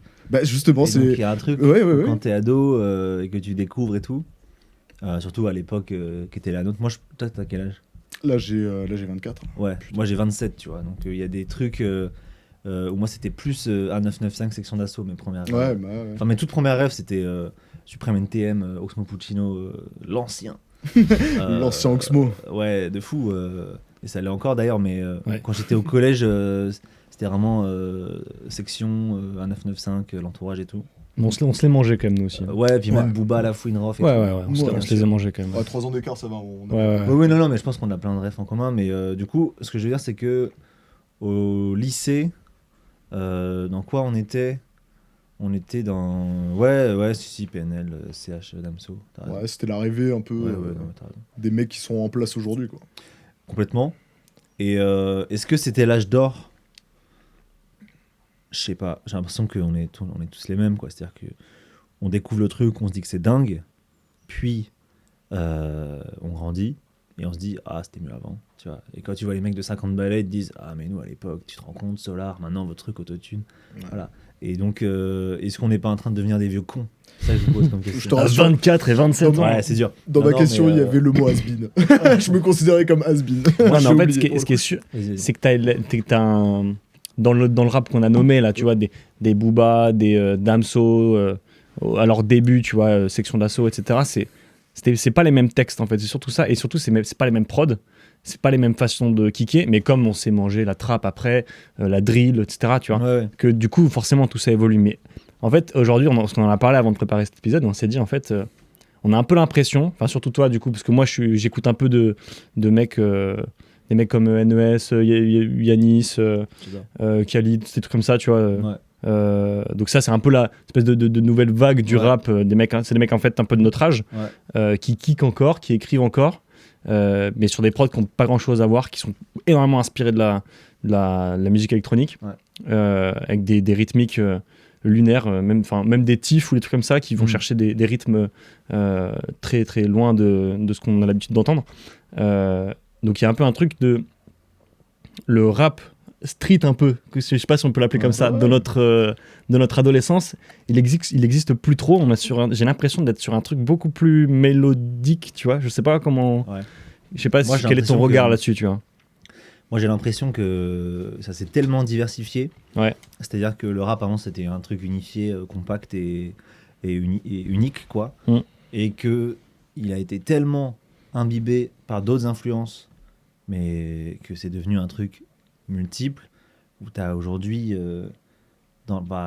si je commence à citer des noms, je vais me perdre, mais tu parlais de Tiff, la musique afro a été centrale dans le rap, là Tiff il arrive avec des sonorités plus arabes, latino avec Ino en même temps, Ouais. machin, puis à la fois latino, t'avais... T'as même Big Flo et Oli qui font des trucs latinos. Et puis à côté, t'as des mecs ultra hardcore. Genre, comment il s'appelait ce mec? Ziak et tout. Bon, ça c'était l'époque Covid. Hein. C'est vrai. Non, mais Ah oui, non, mais c'est vrai, Ça a putain. toujours Mais ça, c'était existé. drill. Ça, C'était drill, ouais, là, mais la Ouais, drill, drill. tu vois, qui venait de Oui, oui. Chicago, machin. mais et Freeze Corleone, Freeze, Oui, ultra même hardcore. Gazo au départ, tu vois. De Au ouf. gaz. Oh, il était. Ouais, Gazo, je il suis était un hardcore, ouf, je suis un au ouf, début, ouais. hardcore, je suis Au un début, baiser. ouais. Je suis un Et du baiser. coup, t'as même des trucs, tu vois, enfin, en fait, pour le coup, ils appelaient ça le cloud rap quand ils écoutaient PNL. Je dis il, je sais pas de qui je parle, mais on appelait ça comme ça. Et puis, ça s'est tellement diversifié, il y a tellement de styles. Et moi, pour le coup, je crois que je suis pas très réactionnaire par rapport à ça. Donc, le côté âge d'or et tout, ça m'intéresse pas trop. Je suis plus dans la découverte. Alors, j'écoute beaucoup moins. Enfin, j'écoute pas le top album, si tu veux. Ça m'intéresse pas du tout. C'est-à-dire que moi, je n'écoute pas Gims, je n'écoute pas Willy l'Ancien, je n'écoute pas un humain. On en parlera, oui, l'ancien. Ouais, et je n'écoute. J'écoute. Même je les connais même pas, les gars. Là, j'ai regardé les flammes, les gens qui ont gagné, je ne les connais pas. Ouais, non, ouais, mais. Et en plus, moi, c'est un peu horrible. J'ai l'impression que là, bon, après, c'est peut-être aussi parce que je consomme beaucoup moins, mais que, bah, tu vois, avec Mélodrama, que j'ai adoré, hein, Ouais. mais du coup, t'as juste, bah, du coup, Théodora qui a gagné 8 flammes, Ouais, ou je sais ouais, plus ouais, combien. bien sûr. T'es un peu là en mode, bah, du coup, ça éclipse tout le reste, et du coup, ça donne un peu moins de valeur, du coup, aux flammes, quoi. Après, il y a toujours l'artiste du moment qui chope, qui Bah, prend tout. c'est C'est ça, pareil ouais. aux victoires, et là, c'est aux flammes. Après, Théodora, c'est génial, quoi. Ah non, mais c'est génial. Et du Ah, il y a coup, rien à redire, elle mérite. Mélodrama, moi, je trouve que le morceau est top. Il y a un truc dans ce son. Il y a un truc de fou. C'est ce qu'on disait tout à l'heure, Ouais, c'est que ouais, parfois tu as des sons, tu sais pas pourquoi, tu les écoutes. C'est comme des films que tu regardes en fait, ils sont chargés d'émotions. Quand j'ai écouté Mélodrama Ça la marche, première quoi. fois, Ça marche. c'est juste, voilà, tu l'écoutes, t'as envie de le réécouter en fait. Ouais, 20 non, fois. C'est trop fort. C'est un truc. À un moment, ça prend et c'est comme ça. On parlait de chance, tu vois. Ils ont fait ça. Ils étaient dans un mood de studio sûrement et toute la France l'adore, quoi. Et pour le coup, je suis pas dans l'opposition underground et musique des tubes, musique mainstream, etc. parce qu'il y a des trucs géniaux qui sont très connus, quoi. Mais par contre, je suis plus dans moi l'hybridation du rap avec la pop, l'électro, avec les musiques qui viennent d'ailleurs, avec le jazz, avec etc. Et du coup, j'adore Théodora, j'adore l'album de NES. Le dernier là, Ouais, dingue. dingue. Excellent. Recommandation, s'appelle Ouais. des pieds et des mains, un truc comme ça. Ouais, des pieds et des mains, c'est ça. Ouais. Ah, incroyable, incroyable. Je sais toujours pas si on dit NES ou NES, mais Je sais toujours pas, je crois que c'est je crois que c'est NES. peut-être NES. C'est toujours- Et franchement, ouais, et surtout, j'écoute plein de trucs qui sont pas du rap, moi. Moi, j'écoute, en ce moment, je me remets, j'écoute Dajak, moi. C'est fou, Dajak. Dajak. C'est un gars qui fait de la guitare. Il vient un peu du rap, mais il vient un peu de la culture sound system, rag and soul. Tu vois, un peu à la Naman, mais il fait plus du tout ça. Mhm. Et en même temps, un peu du rock, et t'as un côté un peu Pink Floyd, Portishead. Oh putain, bel hybride. Dingue. C'est dingue, j'étais à son Chimère. Ouais, non, c'est fou. Et puis moi, j'écoute pas mal les Belges aussi, Swing, Primero, L'Ordre du commun, tous ces trucs-là. Ouais, mais ça, pareil. Ça, ça, c'est fou. Mais ça, c'est pas du rap pur comme on l'entend, parce que si Ouais, on ouais. était resté bloqué dans cet âge d'or de 2015, Putain, l'or Oui, du bah, commun. les mecs, ils existeraient Et tu m'as pas. fait un, Ouais, tu m'as c'est fait un choc à moi-même Non, là. mais c'est Avec fou. la cover, avec tous les corps rouges là, les corps, ouais, c'est ça. Là. il est en plastique de ma vie. Ça. Oui, c'est ça. Ouais. Et donc, et ouais, franchement, j'écoute des trucs vraiment différents. J'écoute toujours du rap et du rap français, mais je trouve parfois que on a tendance un peu à opposer les trucs, et finalement, je crois qu'on s'en fout un peu de savoir si c'était mieux avant, et je trouve qu'on gagne à écouter d'autres trucs. Je parle en tant qu'artiste pour le coup, et à se dire bah putain, vas-y, là on va faire ça. Moi, on avait fait un album en 2024. Il y a un batteur, il y a une bassiste, il y a un pianiste, et pas sur tous les morceaux, mais sur certains trucs, parce que ça valait le coup, parce qu'en fait là on pensait que il fallait, quoi. Et donc cette ouverture du rap, moi en ce moment, me fait plaisir, et il y a tellement de public que moi je suis pas dans le public qui va écouter la Mano Ouais. 1.9, Mhm. mais je suis dans celui qui va écouter je sais pas, le dernier d'ici Théodora, Ouais. et des trucs beaucoup plus niches, hein. Ouais, ouais. Et du coup- surtout des trucs niches en fait, mais On parle un peu industrie, mais toi, tu t'es frotté un peu du coup au moment de Levi's quand tu avais 18 ans avec des mecs de la Warner, tu as pu le dire. Donc, c'est un peu des mecs de l'industrie, j'imagine, des mecs qui représentent l'industrie. Comment ça marche d'être un artiste indépendant comme tu es aujourd'hui? Est-ce que tu as une distribution? C'est ce qu'on entend souvent, c'est genre j'ai Ouais. un mec qui distribue, mais le reste. ouais. tout- Moi c'est ça, tout reste. on est en distrib. Ok, donc comment ça fonctionne concrètement? Concrètement, moi je fais tout, je produis tout. Ouais. Enfin, on Ouais. est plusieurs. Et derrière, quand c'est fini, quand on a la jaquette, quand on a le morceau mixé, masterisé, qu'on a les assets vidéo, comme on dit, le pitch, le dossier de presse, etc., on envoie tout à la distrib. Elle se charge de le transmettre à Spotify, Deezer, Apple Music, à tous les DSP, quoi. Et de faire en sorte qu'ils le reçoivent avant, ils le défendent, ils parlent du projet, ils relancent, etc. Parce que soit tu pourrais les publier toi-même sur Spotify. Exactement, mais là pour le coup, bon déjà c'est du taf en plus, mais surtout t'as pas le côté, en fait comment dire, c'est un peu comme si t'avais un CM, quoi, un community manager. Donc il pousse le son, et évidemment il a des relations avec les DSP, donc il te met dans plus des de chances playlists ou d'être des trucs comme en ça. playlist. Ouais, Exactement. voilà. Ok. C'est ça l'objectif numéro Ouais, 1. Et il s'occupe de tout le truc technique, parce que c'est un enfer. Moi j'en ai fait DistroKid, j'en ai bouffé. Hein. Ouais. Distribuer son propre son et payer $30 par an. Alors sur le papier, tu te dis, bon, bah, c'est cool, je vais prendre 2 heures, je vais poster le truc. Mais en fait, c'est chiant comme tout. Et quand t'as quelqu'un qui le fait, qui te conseille, qui te donne des idées de contenu vidéo, qui en fait t'aide aussi à développer le projet, bah, c'est beaucoup mieux. Et ça, pour le coup, c'est le modèle dans lequel je suis là. Et donc, sinon, ouais, moi, de la création à la distribution, enfin, sans la distribution, du coup, c'est de l'indépendance pure. Donc ça veut dire trouver les fonds, ça veut dire faire de la musique. Donc qu'est-ce qui pourrait être en mesure de financer le projet Clovis? Ce qui peut financer le projet, c'est déjà les subventions. Tu fais Ouais. des dossiers de subventions. que tu déposes et que tu obtiens ou pas. Ouais, C'est de la débrouille où en gros tu travailles avec des gars que tu payes pas, ouais. parce que de toute façon tu te payes pas non plus. Même si c'est moche, mais bon, évidemment t'as pas le choix. C'est de ta poche, bien sûr. Et c'est de ceux qui veulent mettre de l'oseille dans le projet privé, etc. T'as déjà eu l'occasion d'avoir 2-3 investisseurs Ouais, j'ai le label dans lequel j'étais pour l'album, là, qui a produit l'album, pour le coup, c'était le cas. Ouais. Et la part des subventions, c'est quoi? C'est 10, 20, 30% ou... Non, c'est différent. C'est-à-dire que là, en l'occurrence, en ce moment, là, je fais tourner le projet sur une subvention, effectivement, de la SACEM. Ouais. Et quand je l'aurai épuisé, Ok. il faudra en trouver une autre. Ouais. Et donc, Ok. donc ouais, c'est un modèle archi bancal, mais qui nécessite de rester quand même bien concentré sur les finances et d'aller au forceps. Tout ce que tu peux ne pas payer, tu le payes pas. Je parle pas des humains là, je parle vraiment des trucs de tournage, etc. Par exemple, on a fait un clip, on a fait un financement participatif. Ouais. Donc en fait, c'est le public qui a fait, on a fait un Ulule. Mhm. Donc les gens donnaient, et puis ils avaient des récompenses, machin, et nous on a fait le clip grâce à ça.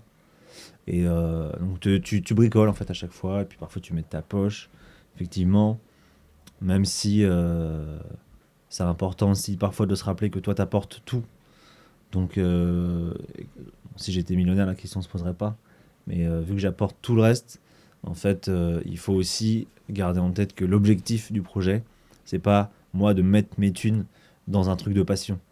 L'objectif, c'est de faire en sorte que le projet soit suffisamment sexy pour que des gens mettent de la thune dedans. En fait. Et toi, t'estimes que cet environnement, en tout cas en France, te permet d'être un artiste indépendant ou t'aimerais qu'il y ait plus je sais pas, des conditions différentes? Je veux dire, est-ce que t'es relativement satisfait de ce Non, qui pas se du fait? tout. Non, ok. Et t'as une comparaison de ce qui se fait autre part? Non plus. Non, Ok. je m'intéresse pas à ça en fait. Ok. Je m'intéresse pas du tout. D'ailleurs, c'est pour ça que je gueule pas par rapport au système français plus que ça. Non, faire de la musique en indépendant en France, bon courage. Vraiment, t'as intérêt à être passionné, quoi. Mais alors, tu conseillerais quoi à un jeune de 18 ans là, qui veut se lancer dans la musique? D'un point de vue industrie de carrière, enfin, pas d'un point de vue créatif. De garder ses masters, de faire absolument ce que je fais de son indépendance à un credo, comme tous les rappeurs de notre génération nous l'ont appris. Ouais, Et- c'est vrai. Tu vois pas une seule voilà. interview où t'as un rappeur qui te dit va signer avec les. Ouais, parce qu'en plus. Pourtant, il y en a qui l'ont fait et ça s'est Ouais. bien passé. Ouais. Mm. Il y a des gens qui ont signé des contrats d'artistes, qui ont été en major et ça s'est très bien passé pour eux. Ouais. Et c'est des bons artistes. Mais c'est pas un conseil que tu peux donner en fait. C'est comme. Non, là, j'avais fait une comparaison folle, mais comment dire le premier pas pour moi, c'est de développer sa musique, son identité, de mettre les mains dans tout, dans le truc le plus chiant, genre faire son DistroKid, faire ses dépôts SACEM, pitcher les Se morceaux en frotter 500 au truc, caractères. quoi. Ouais. Ouais. Et ensuite, si la trajectoire le permet, déléguer à des gens. Mais si ton objectif c'est de signer en major pour que tu es un styliste à temps plein et que mais en fait tu touches 10% de tes droits déjà, donc c'est de la merde. Oui, ouais, Tu touches 10%. c'est éclaté. Donc moi c'est vraiment pas comme ça que je vois les choses. C'est pas la raison pour laquelle je fais du son. S'il y a un contrat juteux qui vient, tu le prends, mais la majorité du temps c'est juste l'avance qui est juteuse. C'est ça. En plus, j'ai vu plein de trucs sur les avances, comme quoi les maisons de disques, tu sais, avaient beaucoup d'aides de l'État, machin, et qu'au final, en gros, un artiste, ça leur coûte Mais de c'est temps. le motif, t'as dû voir passer. Ouais, j'ai dû voir ça. Je crois que c'était. C'est et peut-être ça que ouais. t'as vu aussi. Et il un peu explique. simplifié son truc, je crois. Ouais, mais- un peu simplifié. Et tu voyais, et j'étais là en mode, oh waouh, oh waouh, c'est horrible de faire ça, genre, tu Ouais. vois, parce que du coup, là, qui veut signer en maison? Tu regardes la vidéo, personne Ouais, veut ouais. signer, je pense, De genre. toute façon, toute la culture rap, pour le coup, elle a remis les choses à sa place. Enfin, les choses à leur place. PNL, Ouais. Jul, Nekfeu, toutes les stars. Enfin, pas toutes, mais il y a beaucoup de comme ça qui ont fait leur truc en indé. Et après, quand t'as l'audience suffisante et tout, on te parle de contrat et là, tu négocies des vrais trucs. Ouais, bah ouais. Mais si t'as pas de toute façon, si t'as pas de marge de manœuvre, personne vient te voir, personne te propose des trucs. Et surtout, il faut les refuser s'ils sont pas intéressants, quoi. Donc le conseil que je donnerais, même si c'est un peu générique comme ça, parce que c'est toujours en fonction de la personne que tu as en face, mais à un mec qui fait de la musique à 18 ans, c'est de faire de la musique. C'est tout. C'est juste de faire du son et de se battre pour faire sa promo avec des bouts de ficelle, avec un iPhone. Et c'est ce que je fais, moi. Hein. C'est ce que je fais. Hein. Là, on va tourner des trucs à l'iPhone, on s'en fout, quoi. C'est ce que je fais dans mon salon. Ouais. Donc, c'est le meilleur modèle, en fait. C'est pas viable si tu commences à te dire, ouais, là, on va... comment dire, on va toquer à cette porte pour essayer de gratter un contrat qui fait que en fait derrière on n'a plus besoin de bosser. Non, t'as pas envie de bosser, bosse pas direct. Hein. Tu vas, fais de la finance. Mais T'as parlé de ton appartement là il y a quelques secondes et j'ai regardé l'intérêt là il y a pas longtemps et j'ai eu un peu peur parce que tu dis avoir quatre voix dans ta tête, pardon. Une qui analyse les autres, une qui juge, une qui dit de sauter dans le vide et celle de l'audace. Je comprends que le rap soit un exutoire, mais est-ce qu'il serait pas l'heure d'aller voir un psy? Bah je crois bien, ouais. Non, au contraire. Normalisons les voix dans la tête, quoi. Je crois qu'on en a tous. C'est-à-dire que... Enfin, moi, c'est ennuyant d'avoir qu'une seule ligne de pensée comme ça, qu'une seule voix, quoi. Pour le coup, moi, j'entretiens le doute. Donc, je crois que là, ça se voit. Quand je dis que j'ai 4 voix dans la tête, c'est qu'elles parlent un peu entre elles, mais c'est pas de la schizophrénie au sens où je suis pas possédé et j'ai pas des voix qui me dictent mes comportements. Mais j'ai des petites... Forcément, ma pensée se noue de plein de choses, quoi. Et de différents moods, quoi. Donc ouais, je sais plus. Alors j'ai dit quoi? J'ai dit audace. T'avais dit, attends, laisse-moi te dire. T'avais dit, bien sûr, t'analysais un peu plus, t'allais plus loin, mais je les ai résumés. T'en as une qui analyse les autres, celle qui va dire, juger, etc.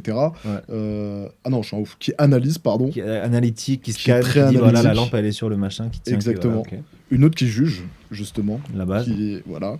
En bien ou en mal, hein, pas forcément en mal, Ouais, je veux dire. ouais, qui juge. Une qui te dit de sauter dans le vide. Celle-là, tu dis juste, voilà, celle qui te dit d'aller dans les flammes. La phobie d'impulsion, quoi. Voilà, c'est ça, l'impulsion.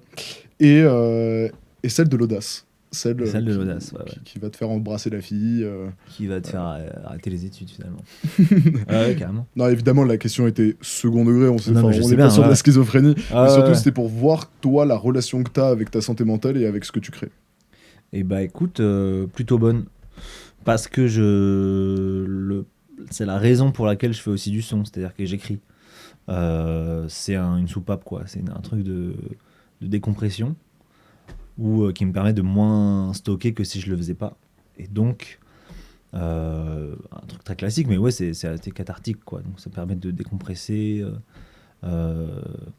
des choses que je vis, et puis aussi non seulement de les sortir de moi, mais aussi de les travailler en les extériorisant, en trouvant de la substance que j'aurais peut-être pas trouvé si je le faisais pas, quoi. Ce travail-là d'expression. De nommer les choses, quoi. Ouais, exactement. Et donc, j'ai oublié ta question. Non, bah du coup, c'était pour savoir l'importance que tu mettais dans la santé mentale à travers. C'est ça. Donc, ça me permet déjà de résoudre une partie de la santé mentale. C'est une hygiène aussi d'écrire et de faire du son. Et après, d'un point de vue plus large, au-delà de la création, mais du coup, tout ce qu'on parlait d'indépendance, de gérer des gens, etc., des budgets serrés, ça, pour le coup, il faut... je suis pas expert, hein, mais il faut savoir s'arrêter, un peu du mal, moi, et dire, bah là, c'est des vacances, là, j'y pense pas, avant de complètement, j'allais dire, faire un burn-out. Pas sur le plan médical, mais avant d'être dégoûté du truc, quoi. Et te dire, bah putain, ça y est, là, j'ai tout donné, j'ai mis tout ce que j'avais à mettre, et puis j'ai plus de force. Puis j'ai plus de plaisir, quoi, en fait. Plus de plaisir. Donc c'est important de dormir la nuit, par exemple, tu vois. Ouais. Donc on a l'image de l'artiste qui se couche à 4h du mat. Mais si je faisais ça, moi, en me levant à 6h, bah en fait, en 2 semaines, j'arrête la musique, quoi. Ouais, tu deviens ou le job alimentaire. Ouais. Bah, du coup, tu manges pas. Faire les vidéos. Ça finit comme Gainsbourg, t'éclates 2 clopes en se réveillant. Bon, non, ouais, non, mais moi, je suis pas un gars de la déglingue et qui va aller. Parfois, je me pousse dans mes retranchements et tout, mais pas sur cette hygiène mentale et physique, en fait. Ça peut te mettre dans des états à des moments, mais si c'est ton train de vie, enfin, moi, je sais que si c'est mon train de vie, j'arrête la musique. Je me fais pas du tout confiance pour travailler. Et tout ce qu'on s'est dit de rigueur, de motivation, si je me mets une race tous les soirs, quoi. Ouais, c'est sûr. et que je suis au studio et que. Enfin, ça marche un moment, tu vois. Ça a marché pour un tas de mecs. Ça a marché pour un tas de mecs.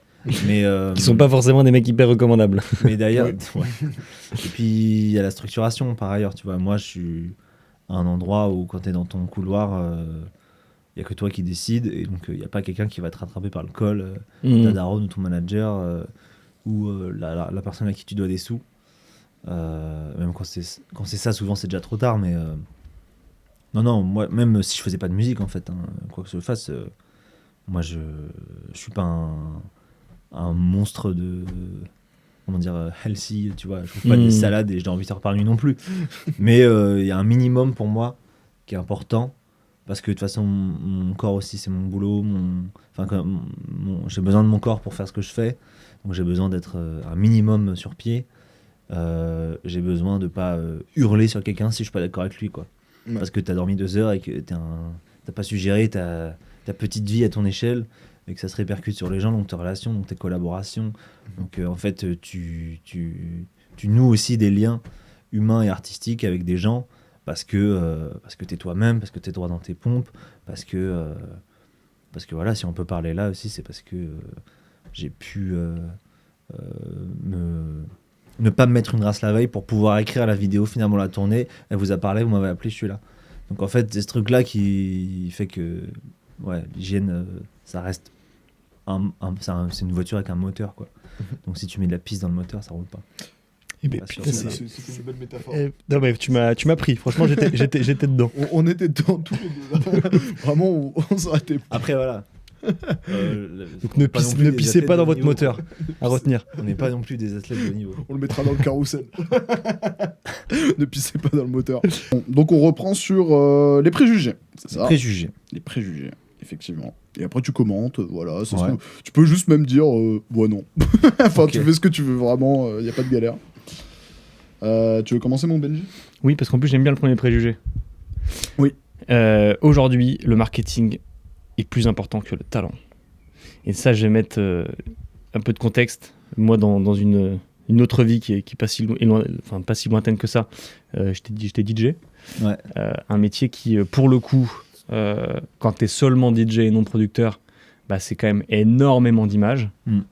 Pour être booké dans des trucs, faut que tu travailles ton image à mort, faut que tu fasses des reels sur Insta qui démontrent, faut que tu aies beaucoup d'abonnés pour amener les gens dans les soirées. Ouais. Donc grosso modo, c'est vraiment un métier où il faut beaucoup travailler ton image. Ouais. Et après, bon, si tu es producteur et tu fais un son qui pète, Ouais. bien joué à toi. Mais du coup, c'est comment ça fonctionne dans le rap et plus largement dans la musique d'après toi, l'importance du marketing dans la création et... Bah, je pense qu'elle est hyper importante. Ouais. En vrai, un peu à regret parfois, bien sûr, mais je pense que c'est effectivement très important. Je sais pas si c'est possible de péter sans faire un minimum de marketing. Je crois pas. Maintenant, comment dire? Ouais, je pense que c'est central, mais il faut pas confondre le côté un peu crade, marketeux, qu'embobine les gens, qui fait des solutions pour faire acheter des disques, etc. Et qui, en gros, genre vraiment dénature l'art de son intérêt, quoi. Et apprendre à communiquer, au sens la vraie communication, de savoir parler, enfin, en tout cas, prendre la parole d'une manière ou d'une autre de son art, donner envie, bien sûr, mais comment dire? En fait, la communication, ça a toujours existé. Le marketing, c'est le penchant, le pendant un peu crade, un peu pro-business de la communication, mais en fait, tu vois, il y a toujours eu des évangélistes devant les églises pour dire venez, tu vois. Donc en fait, je pense qu'il faut pas confondre les deux. Maintenant, effectivement, il y a indéniablement, le marketing prend une place assez folle dans la musique. Je pense que c'est aussi comment dire, une manière d'exploiter une faille humaine du cerveau qui est, si tu vois une putain d'image, que la personne le projet auquel tu es confronté, il est pile à l'endroit qui te touche, t'as même pas écouté, hein, mais sur le plan esthétique, sur les apparitions, médiatique, etc., voilà, sans rentrer dans les détails, c'est pile ce qui te plaît, tu vas forcément aller écouter en fait. Et c'est pour ça que c'est important, c'est pour ça que les mecs sont forts, c'est que quand il y a tout d'aligné dans la forme, il y a plus de chances que tu kiffes le fond, quoi. Et alors ça, c'est quand c'est vraiment comment dire, parfois effectivement ça prend plus de place que le fond et c'est emmerdant, mais je vous parlais d'un artiste qui s'appelle Dajak tout à l'heure, dont j'aime la musique infiniment, et il se trouve qu'en plus il fait des clips avec une imagerie qui me rend dingue, j'adore. Bah ouais, ça me fait encore plus aimer la musique, quoi. Et pourtant il est pas là en train de faire des réunions pour savoir comment baiser le porte-monnaie des gens, tu vois. Donc c'est un peu cet équilibre là aussi, comme à chaque fois c'est un peu un entre-deux, mais c'est intéressant. Mais tu penses, en fait, ce que tu dis là, c'est que ça fait partie, en finale, de la démarche artistique, et ça fait partie du message, en fait. Un peu. En fait, c'est comment le message que tu contiens dans ton œuvre, tu peux en tirer une ficelle ou deux. Alors, c'est un peu comme créer des brèches. C'est comme une flaque d'eau. Je le refais, j'ai bougé le micro. C'est comme une flaque d'eau avec laquelle tu prends un bâton et tu fais un trait. Bah, l'eau s'engouffre, si tu veux, et créer une deuxième flaque. Et en fait, la communication et le marketing à moindre mesure, ça permet ça, justement. Ça permet d'accéder au fond. Et donc, c'est un point d'entrée. Je te le refais encore une fois. Et donc, c'est un point d'entrée vers le fond, la musique, etc. Maintenant, le problème, c'est quand la démarche est supplantée par la stratégie marketing. Ouais. Et qu'en fait, tu penses le format avant l'œuvre. Ça, c'est le cas aujourd'hui parfois. De qui? Je sais pas. Name drop. Franchement, je m'en fous. Hein, tu sais, comme j'ai dit, je suis pas connu, je pourrais name drop, mais j'ai pas d'exemple en tête. Mais ouais, je pense que ça, c'est là où ça devient problématique. C'est que il y a le fameux truc d'industrie plante qui... Et pour le coup, Mickey, je crois, n'en est pas une. En tout cas, si elle en est une, c'est moins... C'est pas une imposture pour autant, parce que je trouve qu'elle fait une musique intéressante, singulière, novatrice, et que... Allez écouter Mickey. Super, trop bien Mickey. Ouais. Et d'ailleurs, elle joue à merveille avec cette ironie-là d'industrie plante. Ouais. Et pour le coup, il y a effectivement des exemples d'artistes qui sont pas écoutables, objectivement, qui font une musique où il n'y a pas de démarche artistique, quoi. Il y a juste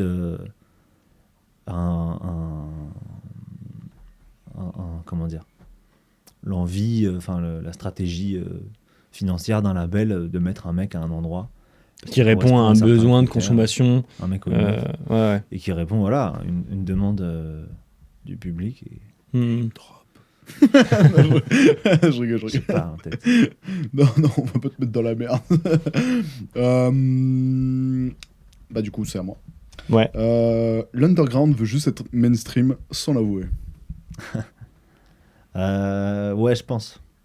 D'ailleurs, le rap, elle naît dans l'underground comme toutes les cultures actuelles, on va dire. Et aujourd'hui, c'est mainstream, quoi. Et le rap a gagné, en fait.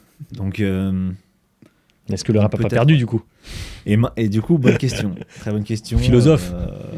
Est-ce que le rap a perdu? Ça dépend qui. Ouais. Ça dépend qui. Vu que c'est plus un truc unifié, comme je le disais, le rap, c'est pas genre le rap et le monde, à côté le reste des musiques, que tout est très hybride maintenant. Je trouve ça génial que ce soit hybride, et à la fois, le rap aujourd'hui, c'est le système, tu vois. C'est le grand capital. Donc, est-ce que c'est pas une certaine défaite aussi par rapport à l'essence de la démarche, la démarche initiale de ce qu'ont fait les rappeurs avant même qu'on naisse? Je sais pas, et je pense que c'est vraiment propre à chacun des rappeurs, quoi. C'est Booba qui critique pas mal ça, je crois, sur Twitter notamment. Ouais. Et tous ceux qui l'entourent, tu vois, qui a beaucoup critiqué les Flammes en disant ok, vous avez créé un événement pour la culture, fait par la culture, etc., machin, du rap. Mais au final, en fait, tu regardes les participants, il y a plein, tous les labels sont là, c'est sur la TNT, tu vois, c'est diffusé par le système, comme tu as pu le nommer, Produit par Spotify. qui est produit par Spotify au Il y a final. aussi de l'argent dans la campagne de Trump. Voilà, bon, Donc, voilà, ambiance. ambiance. Et du coup, en effet, est-ce que ça véhicule les valeurs qui étaient là de base tu vois c'est vrai que c'est quand même assez intéressant de regarder ce paradoxe. Je pense que c'est important aussi de continuer à allumer des contre-feux et aller toujours, malgré tout ça, parce que c'est là,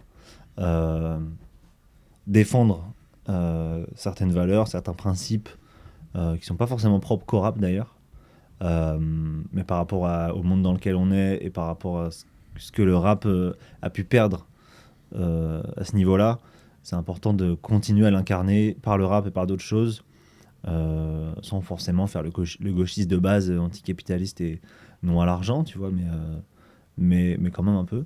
Et surtout, comment dire, ce combat-là qui est en fait infiniment plus important que le rap, infiniment plus important même que la musique, tu vois. Et donc, je pense que c'est des contre-feux, des petites révolutions qu'il faut, et pourquoi pas des grandes, mais qu'il faut continuer à nourrir. Et je pense que de plus en plus, on parlait d'underground, j'ai l'impression qu'il y a une sorte comme ça de politisation de certains rappeurs, et de beaucoup. Ouais. Comment il s'appelle celui qui a gagné la nouvelle école là c'est lui qui il croit qu'il est pas mal politisé. Ah oui, Youssef Swatz. Youssef Swatz, exactement. Et d'autres. Non, alors effectivement, c'est des publics un peu niches. Ouais. Tu verras pas le gagnant des Flammes. Quoique Théodora, elle est archi. Et Théodora, elle est archi politisée. Ouais. Elle prend une position de fou, je crois, pour les filles. Ouais. Mais c'est pas le lot commun du top album, on va dire. Ouais. Fresh la frappe le fait pas. C'est ça. Fresh la frappe. Fresh la frappe. Voilà, la rafleuse, je l'ai pas vue sur les barricades encore.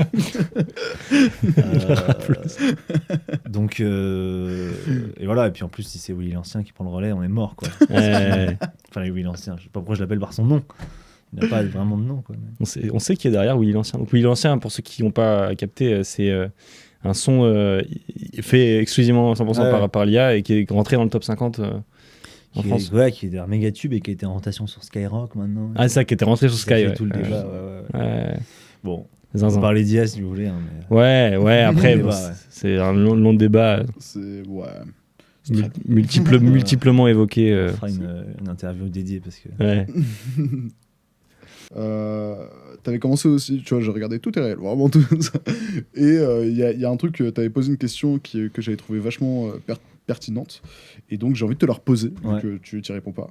C'est est-ce que tes goûts te plaisent encore ? Ah ouais. Ah, c'est intéressant comme sujet, je trouve, parce qu'effectivement, il y a cette notion de bulle algorithmique, donc on reparle d'IA en fait, finalement, mais dans laquelle on est tous. Où globalement, on est confronté qu'à des choses sur lesquelles on est susceptible de cliquer. Et le plus on est susceptible de cliquer, plus on est confronté. Donc on se retrouve enfermé, quoi, dans des bulles cognitives et algorithmiques. Dans des chambres d'écho. Dans des chambres d'écho, très bien dit. Et donc, parfois, ça pose question de savoir si ce phénomène n'existait pas. Est-ce qu'on serait la même personne finalement ? Est-ce qu'on aurait les mêmes goûts ? Est-ce qu'on serait sensible aux mêmes choses ? Et est-ce que si YouTube et Instagram étaient restés au stade de leur première époque, là où en gros c'était dans l'ordre chronologique, il n'y avait rien, il n'y avait pas d'IA, c'était straight, tu t'abonnes à quelqu'un, il fait un truc, tu le vois, genre. Comme Twitter jusqu'à un certain temps, c'est plus le cas. Et je pense que déjà on passerait moins de temps sur les réseaux sociaux et du coup on serait confronté à d'autres choses, on serait plus un peu moins persuadé et du coup un peu plus curieux, autrement dit moins certain de nos goûts, quoi. Et moi parfois je me retrouve à justement sortir un peu de cette boucle en traînant. Je parle vraiment de la vidéo dédiée, donc c'est vraiment la notion algorithmique et réseaux sociaux. Mais dans la vie en général, on peut élargir. Mais en gros, là, sur le côté réseaux sociaux, tu te retrouves à traîner, à découvrir d'autres choses, etc. C'est rare. Et tu te dis, putain, mais c'est génial là. Genre, je découvre un truc, je sais pas, une vidéo d'un mec qui vulgarise de la science. J'avais pas pensé, moi, que j'allais apprendre un truc sur les trous noirs, tu vois. Là, aujourd'hui, ou je sais pas, un documentaire animalier, que sais-je, des contenus qui sont pas mis en valeur, en fait. Mhm. Je tombais sur pareil, un youtubeur qui fait de la vulgarisation scientifique, qui disait moi je peux plus payer mon loyer quoi. Enfin, en gros, si vous voulez que je continue à vivre, je fais un Patreon parce que mes vidéos elles sont invisibilisées parce qu'elles durent 30 minutes et qu'il n'y a pas une super accroche putaclic avec une vidéo, la vignette il est comme ça en train de péter un plomb. Et donc lui, j'espère qu'il va y arriver parce qu'il a une certaine audience et qui va pouvoir continuer à vivre de ça, mais ça pose la question, ouais, quand tu ouvres YouTube, tu as 2 vidéos de Squeezie, 3 de McFly et Carlito, enfin respect, tu vois, moi je peux regarder, ça m'amuse, mais du coup, il y a tellement de gens qui font des choses, et toi tu ne les connais pas, et tu te retrouves à ne pas avoir la possibilité de les découvrir, donc d'apprécier leur boulot, quoi.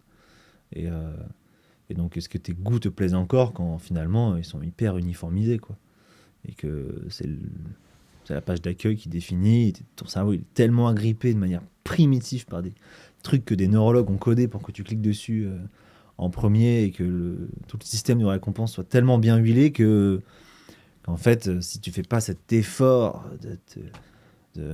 enfin combien de fois, enfin c'est un truc de fou, combien de fois on pense à un truc, on est dans une discussion, genre je t'ai pas parlé d'un tel, ouais c'est, putain, je te montre sur Insta, t'ouvres Insta, tu finis par regarder des stories de gens, parce qu'en fait ton cerveau il se fait. Oui, et le nombre de fois que tu sors ton téléphone et que tu cliques de manière automatique sur une application, Tu t'en rends pas compte. c'est un truc de ouf.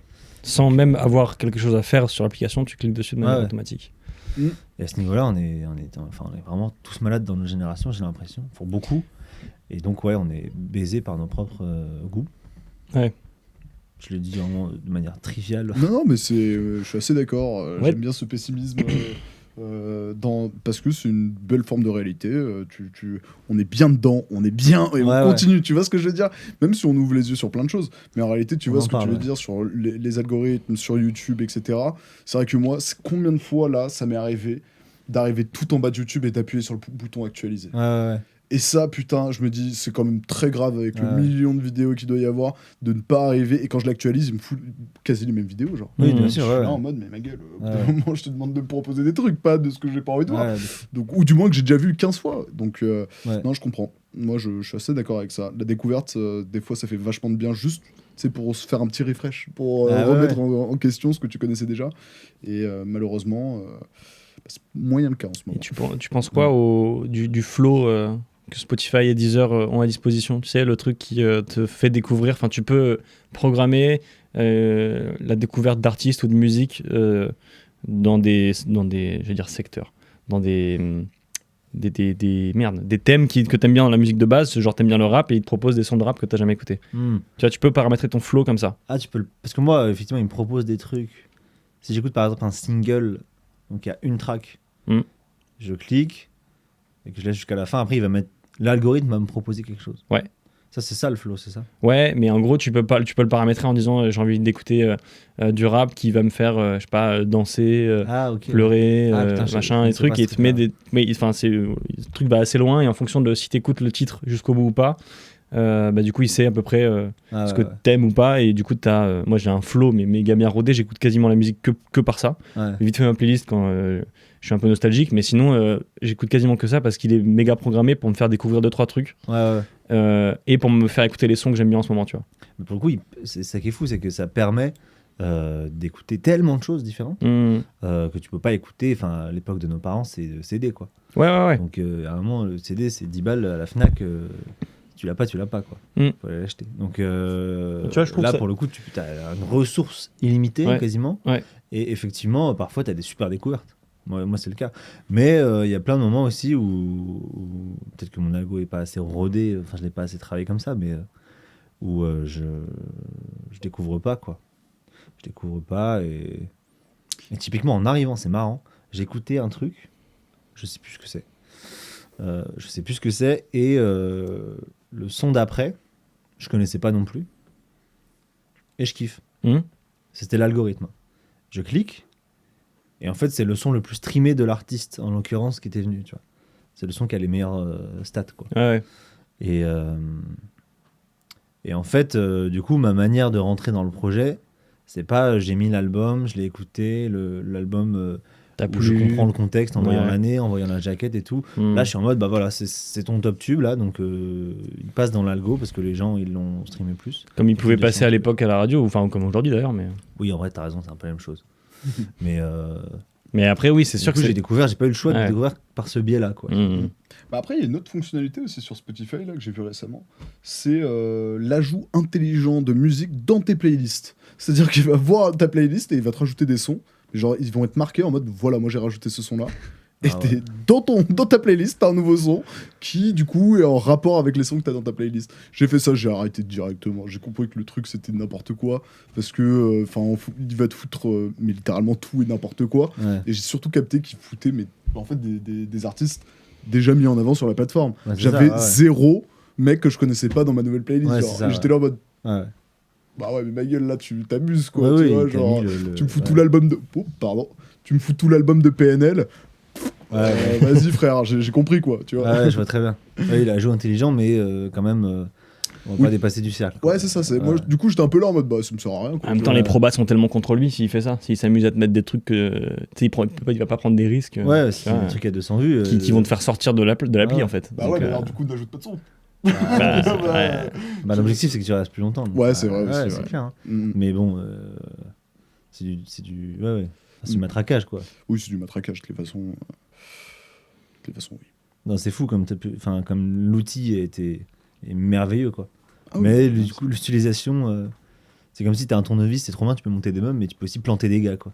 Tu vois, t'as un truc comme ça de double tranchant par rapport à tous ces nouveaux médias et tous ces nouveaux moyens de diffusion, qui est à la fois merveilleux.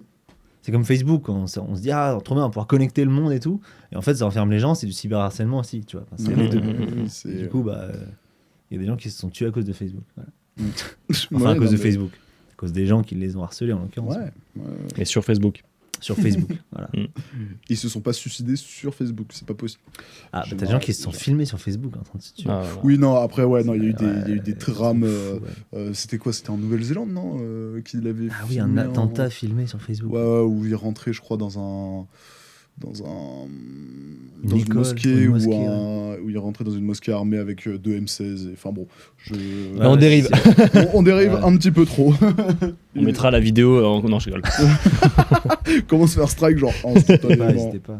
Horrible, horrible. Bon, on passe sur le dernier truc un peu marrant. Ouais, t'es venu comment? T'es venu en bus? Je suis venu à pied. Ah ouais? À pied de chez toi?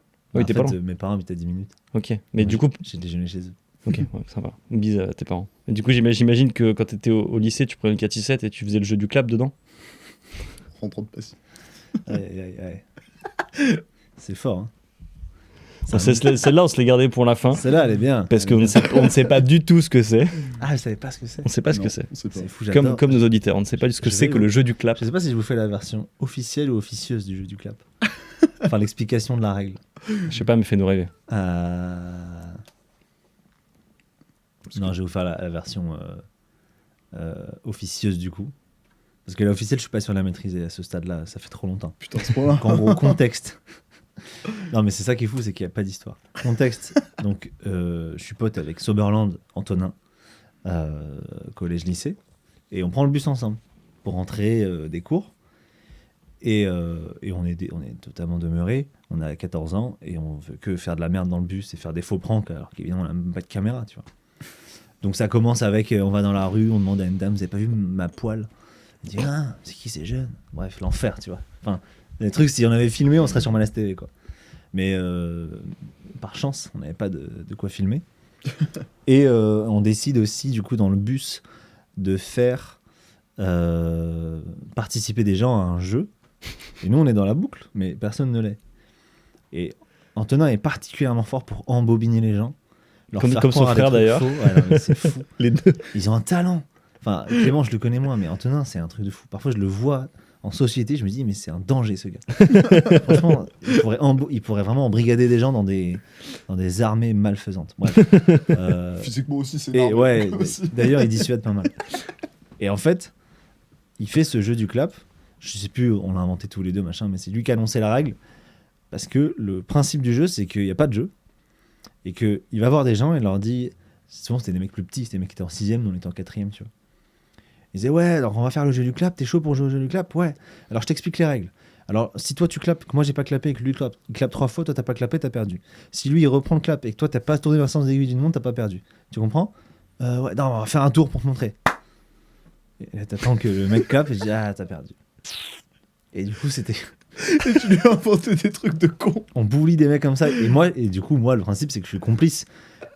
Et qu'Antonin ne me donne que raison. Ouais. Donc en fait, toi, si t'es je là, clappe tu ou pas, clapes. je peux faire n'importe quoi. Je peux faire une Macarena. Le mec, il va dire, ah, t'as perdu parce qu'il a dansé. Et donc, les mecs étaient à la fois désespérés et à la fois un peu frustrés de pas comprendre. Bah ouais.